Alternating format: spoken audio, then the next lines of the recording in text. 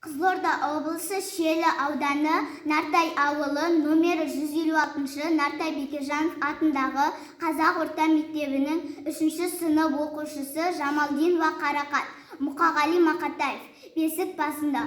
Ұқсайды бар тыныштық жер бетінде, ұйқыдағы сәбидің келбетіне. Ояту бұлай тұрсын рұқсат жоқ, ұйықтап жатқан ұлымды тербетуге. Ұйықта ұлым, ұйықтап өпем қасыңдамын, керек емес дүние асылдарың. Бақыт байлық барлығы менің үшін, оның бір кеп мойныма асылғаның.